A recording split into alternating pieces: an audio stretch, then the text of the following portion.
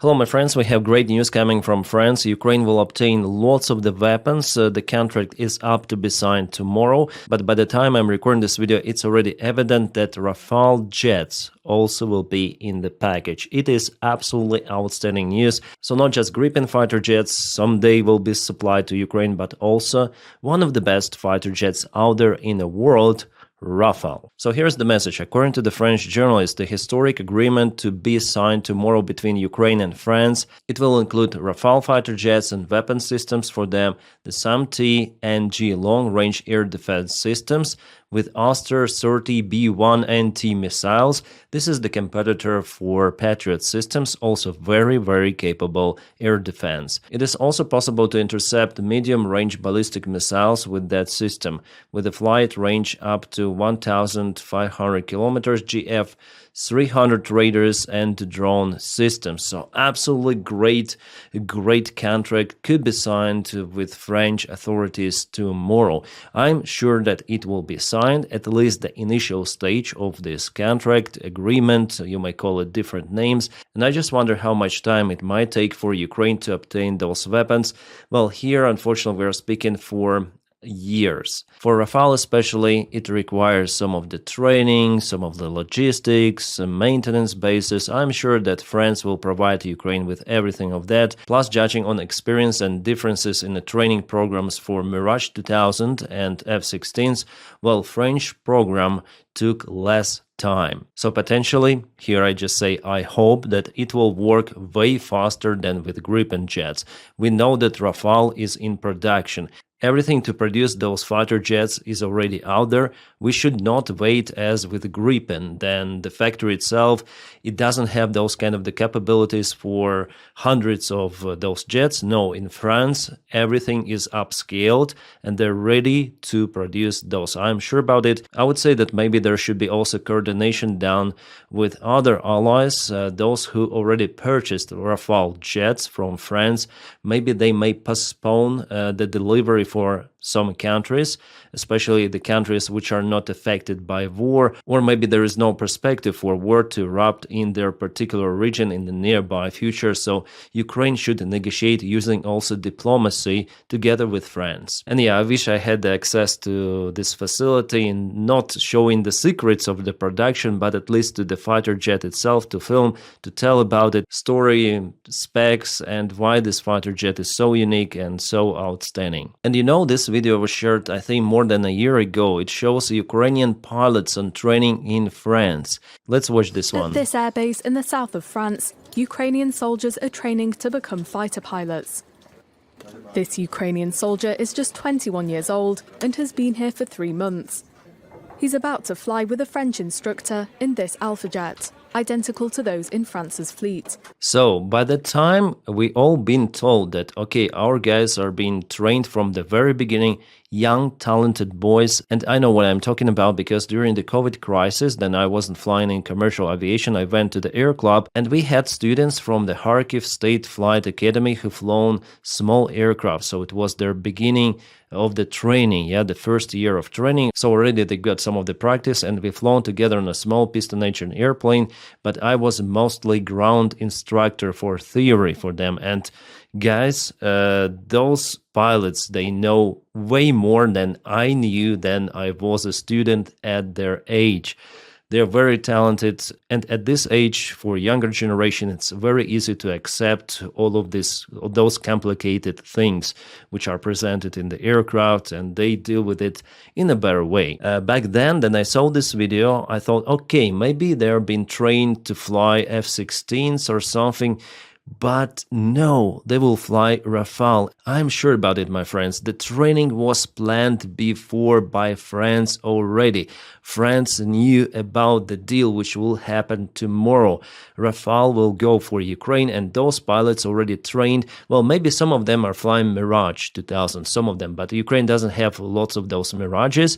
So the main thing will be Rafale. That's why they were trained in France, and that is why, because they already know English, maybe also French, and they know how to work with the Western-made equipment. For them, it will be very easy to get the new type, Rafale. A fantastic airplane, but still several months of the training is required to master that one. And Ukraine will use Rafale also not to fight against Russian Sukhoi 35 airplanes, because Sukhoi is still like it has the most powerful radar from all of the fighter jets in the world. So for sure it spots Rafale before Rafale spots Sukhoi 35. Yeah, it's understandable. Also Russians have long-range missiles, and for this reason Ukraine requires many of those fighter jets to be in the Ukrainian Air Force, and only that is how Ukraine may operate closer to the front lines. Those fighter jets could be used for multiple, well, this is not Rafale, this is just a training jet, the first jet for the pilot training in French army. The program is tailored to the war in Ukraine, focusing on the essentials: flights in a group, shooting, and missile interception. Yeah, initially, Rafale will be used exactly as F-16s to intercept cruise missiles, Shahids, and different stuff. We see that on the front lines, Ukraine mainly uses Soviet-made fighter jets, MiG-29, Sukhoi 27, sometimes attack airplanes, the competitor for this one, A-10, Sukhoi Su-25, and they all mainly drop aviation gliding bombs to hit Russian positions. Also in Pokrovsk it is happening. It is happening in multiple of the regions, also in Zaporizhia. Well, sometimes Ukraine uses American-made bombs, but in some of the occasions also French-made bombs, which are very, very precise. And I would also like to see this airplane because they're gonna retire the next year from the United States Army. They will be just grounded in some Arizona desert. So why not to send those to Ukraine? Or F-16s, which are also out there in Arizona.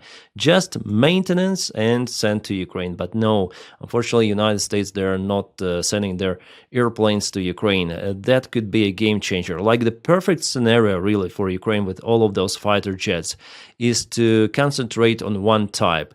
Now Ukraine has some of the F-16s, some of the Mirage 2000s, there will be Gripens, there will be Rafale. Like, what is happening? And just imagine how expensive and how difficult it will be to operate with every sort of the maintenance for those airplanes. How many pilots are required? Like lots of the stuff is actually required for this really zoo of the aircraft. Well, Ukraine is like that in ground forces, so like there are multiple of the weapons from every sort of the country, any sort of the producer, and it goes for airplanes, for fighter jets as well. So Soviet airplanes, yeah, I forgot to mention them as well. It's crazy what is happening in Air Force. But if France supplies those Rafales to Ukraine, it means that they will also support Ukraine at least with maintenance and spare parts and weapons. It's okay. It's a good thing after all. So it's better to have something split than not to have a thing. So after all, I support this idea. It is a great fighter jet, and Ukraine is very, very lucky to operate those. Ukraine will be number 10 country that obtains those fighter jets. Yes, obviously with the help of Rafale, Ukraine will not destroy the entire Russian army or something like that, but it's one more tool, yes, one more tool which Ukraine could use to defend itself. It's not a Wunderwaffe or something. That is what before was accepted as some sort of the wow weapon. Then in 2023 we spoke about Bradleys, Leopard tanks, Abrams tanks. All of that is burning under the drone strikes as Russian-made or Soviet-made tanks. It is pretty much evident. So the idea how to use this equipment properly, that's the way out for Ukraine. And again, I'm calling for reforms in Ukrainian army, for command evolution. Let's not call it change of command. I will call it command evolution, all right? Without Syrsky, it's better. So in that case, Ukraine may handle the defense for a very, very long time. And I'm sure that after the Putin's regime collapse, Ukraine has the chance to return back all of the territories. But for that, of course, there should be some of the events happening in Russia. Interesting events. There's going to be not update from Ukraine, but updates from Russia. Then there will be some of the confrontation. Well, hopefully one day we see it. Meanwhile, let's watch this one. Wow, it's very huge and very loud. I reduced the volume for you. Those are the missiles. cruise missiles. Here's the context. Ukraine publishes the first ever video of them launching their new Bars Leopard, yeah, that's the name, missiles on the Russian targets. The domestically developed long-range drone missiles, cruise missile UAV hybrid with a range of 800 kilometers and capable of carrying a payload of 100 kgs. Yeah, is a part of Kyiv's effort to produce its own deep strike weapons and reduce dependence on Western systems. Bars is one of the several new Ukrainian long-range systems alongside Pekla, Palanitsa, Luty, Ruta, and Flamingo. Here we also have some sort of the zoo, yeah? Well, it's really hard to get the image, goes something strange. Well, here we have maybe bars, or it looks like different Ukrainian missile. Maybe it looks like that, climbs with a starter booster engine and then turns on this jet engine. Yeah. Well, anyways, Ukraine is now experimenting with its long-range tools, and that requires investments. And we know about this huge corruption scandal, yeah, but some of the media, they try now to speculate without the evidence, accusing also the company or management of the Firepoint company connecting that one to the scandal. Well, for now, at this moment, we don't have the proofs that something was wrong with the Firepoint company or is wrong. For example, there was an article published today on the Clash Report, also before New York Times posted some sort of the accusations around towards the company management, but still NABU doesn't provide any sort of the evidence about some sort of the corruption schemes around this producer of the weapons. So let's analyze what they write, because basically New York Times and Clash Report writes the same stuff. While brave Ukrainians are fighting against Russian aggression to save their land, Ukraine needs to wipe out corruption mess. I agree with that. Behind it all, Timur Mindich, a long childhood friend and business associate of President Zelensky, who co-owns Quartal 95, the entertainment studio that launched Zelensky's career. Yeah, we all know about it already from previous, if you watch my videos, you know about it. The Firepoint, this company that produces FP1 drones, FP2 drones, and FP5 Flamingo. So Firepoint, just one of 500 drone companies set up after the start of the war in Ukraine, sold 220 million worth FP1 drones in just 2024, 30% of Ukrainian total drone budget. So far so good. Those are very capable. And even if we speak about the recent strike on Russian Novorossiysk port, it was conducted by Neptune and also FP1. This huge kaboom of the Russian S-400 air defense systems happened because FP1 drones hit that Russian military base. So far so good. So they receive budget funds for the production of the drones and missiles.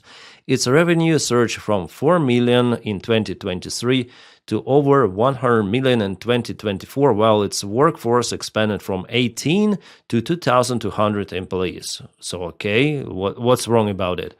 It's the promising company, especially in Ukraine. There was nothing associated to long-range weapons, and if you check out any sort of the drone production company, there will be the similar story. This one is just a little bigger than the average, yeah? In 2025, the firm secured $1 billion contract, funded through a Danish-led European initiative by Ukraine Ministry of Defense to produce the Flamingo missile. So even our European allies are involved from Denmark. And critics, who are the critics?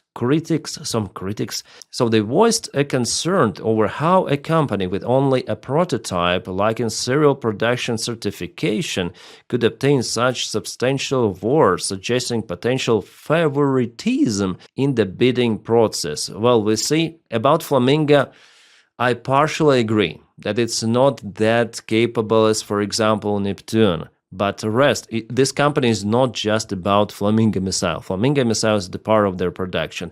Here we speak about FP1 drones, FP2 drones, which are very freaking capable. They hit Russian air defense in Crimea.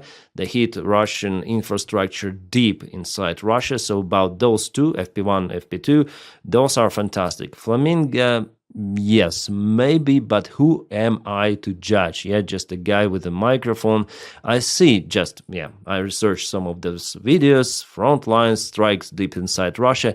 I see that Neptune is very precise, that Flamingo is not that precise. Like Flamingo has 20% maybe capabilities of to aim the targets, and recently Russia shut down one Flamingo over Ural, but who are those critics to judge whether company should obtain 1 billion for fundings with prototype? Is there some kind of the alternate for that missile? Well, Neptune maybe an alternate, but that requires way more investments. Maybe they wanted to experiment with a cheap missile like V1, yeah, something like that, very cheap in production. We're gonna put aviation bomb right in the forward part. We're gonna put aviation engine at the back. As far as I remember, IE-25, which is used in Yakovlev airplanes. There are not too many, but they claim they found those engines somewhere abroad, so they start the production of those missiles. So the plus of this missile that it is cheap. Yeah, the size is big, that's why Russians spot that missile with their air defense. It's the downside, but maybe if you launch many of them, they could be effective, because it is more powerful after all than Neptune. Abu investigations trace Firepoint ultimate ownership back to Timur Mindich, so probably Timur Mindich is also involved in this case. I'm not speaking that everything was clear in that company, okay, but without freaking evidence, those critics and those articles are basically about nothing, let's say. Nabu investigations trace, so if Nabu publishes real evidence, as they did with the Mindich scandal around Energoatom and Ukrainian energy sector in general, if they publish everything of that around Firepoint, I would say yes, we have the evidence that Firepoint is wrong, it is also involved in corruption schemes, there should be no $1 billion investments, everything of that is bullshit.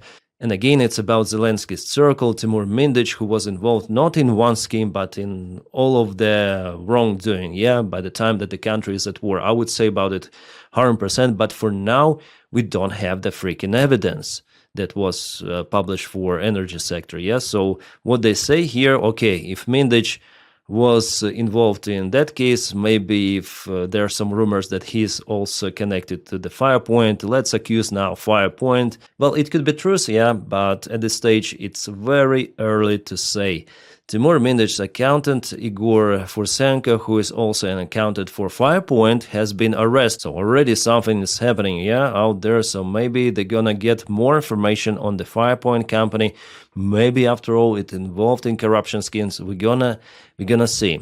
Investigators uncovered 100 million money laundering network just 300 meters from SBO. They wrote this article so damn freaking badly, you see? Because it is not connected to the Firepoint. Here they're saying about Firepoint, and this $100 is from the other recent scandal, yeah? Energy sector. They should have written here that it's about freaking Energoatom, and it's because an average reader will connect it, of course, to Firepoint company.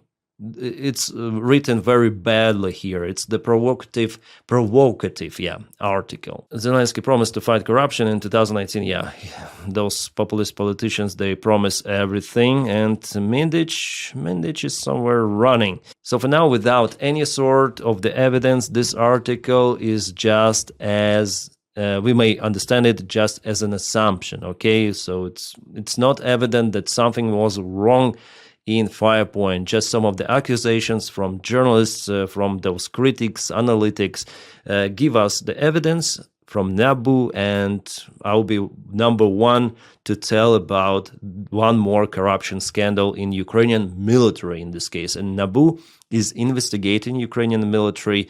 They promised to release some of the files. We're gonna see, we're gonna understand, discover whatsoever, and I'm gonna publish the video about it. I also get the question of how do we know the evidence? Well, NABU, National Anti-Corruption Bureau of Ukraine, they have their own YouTube channel.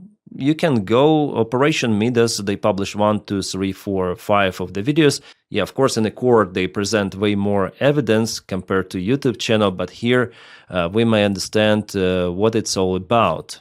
So we have all of the conversations written here, audio. So they put the bug in the office of Mindich. By the way, the office belonged to Derkach, the ex-Ukrainian MP, who is a traitor who was working for FSB, and now he is a senator of Russian Federation. And somehow $2 million from those $100 were sent to someone to Russia. Somehow, yes, it's all recorded, written here, and I watched already all of those videos. I read everything of that. Yeah, interesting. That's how, guys, I know what I'm talking about, but there is no word published about the Firepoint company so far. However, NABU, and this is one of the detectives of NABU, they say that, of course, there will be some investigations are ongoing in military sector of the country as well, because Zelensky's friends, including Timur Mindich, they were also involved in military sector. Also, Umerov, the ex-defense minister of Ukraine, is out there. It's gonna be kind of interesting. Well, for now, we have this kind of the scandal already in the military that Mindich bought some of the jackets, bulletproof jackets, or vests is better to call them. Well, they did not specify where he bought those, but he invested millions into the bulletproof vests, and later on he tried to sell them to Ukrainian Defense Ministry as Israeli-made vests. But Umerov officially mentioned that he didn't agree on the deal. Nevertheless, it seems like Mindich, after all, sold those vests to some of the private firm that sent those vests to the front lines. It's something like that. So the corruption component here is he bought those for cheaper price and he tried to sell for the higher price, presenting them as some sort of the Israeli-made vests, which is bullshit. He wanted defense ministry, so the government of Ukraine, to pay for this extra. So it's the pure corruption. And we are just at the very beginning of this Midas phase of investigation. But again, Firepoint company is being investigated, yes, but for now there are no proofs published. We'll see everything, guys. I'm very happy that we have guys like NABU, the Special Anti-Corruption Prosecution Office. That's the difference between Ukraine and Russia, right? Yeah, it might sound regularly, but no one persecutes Putin's circle. And we know that corruption in Russia is very high, yeah? In Ukraine, it is possible to prosecute. NABU, they don't care even if president is involved, which is absolutely great. That is what we need. We need democracy with less corruption. Unfortunately, on the way, there could be many of those big corruption scandals, but without those, unfortunately, Ukraine cannot achieve the final result, reforms. Not just in the government, I think in the army there also should be reforms. There should be some sort of the stick for now at this beginning way, yeah? Stick like NABU, Anti-Corruption Prosecution Office and Court, to beat those politicians, corrupt officials, to kick them out sometimes, yeah? Or they live on their own without being persecuted, which is kind of sad. But nevertheless, I think Ukraine will manage it. Unfortunately, now there is the lack of trust between government and people because of those scandals, but we'll see how it goes in the coming few months or maybe few weeks. Что за аппарат? Сколько лошадей? 120-ки, да, Тась? Poor animals, once again, thanks to the channel Power Parks, they analyze all of those videos, shared privately sometimes in the private groups, they have somehow access. Again, donkeys are used by Russians on the front lines as supply delivery animals. Yeah, not vehicles, animals. Well, in this case, the cameraman says 120-ки. 120-ки means 120 millimeter mortar shells. So they operate not at the very front line, but for mortar, artillery, they may deliver some of the shells. So not exactly on the front lines. And just look at this mud here. And just imagine if it is rainy. Now it's kind of wet weather over there by the time it was taken. train. But even on motorcycle, it's gonna be hard to go through this road. Maybe just on all-terrain vehicle or using donkeys. If you're not in a hurry, donkey is the way out, because this soldier absolutely would be exhausted taking 120 millimeter mortar mines with him. By the way, cameraman was well, surprised, let's say, so it means that there are not many donkeys after all on the front lines, and he asked whether the donkey is okay, can they are they exhausted? And the Russian soldier answered that we are all exhausted. So that's the end of this video. And again, we may laugh, we may not laugh, but this donkey delivers devastating weapons to mortar, and later on it flies towards the Ukrainian army. So is it effective? Yes. The answer is yes. Does it look cringe? Also yes. But if it is working, it doesn't really matter how it looks like. Yeah, guys, this video goes from Rafale fighter jets to donkeys, but that is what we have, realities of the modern day war. My friends are gonna film the next update probably tomorrow morning. Thank you so much for watching my channel. Thank you so much for your kind support on Patreon and on membership of the channel. Because of your support, I'm capable to sustain my job filming videos every day. And please support me with the Patreon link in the video description just below, or press join button. I guess it's somewhere here. I wonder if I pointed out correctly. Well, for you, for your player, you will see everything. And if you don't have this opportunity to support me in that way, you may press your like to this video, press it, yes, and subscribe for the channel. By subscribing and liking the video, you also propel it to YouTube algorithms, I think it's correctly, and more people will watch it, which is good. All of the YouTubers like that, and me as well. The more views, the better it is for everything. My friends, I wish you all a peaceful sky wherever you are, and have a great time.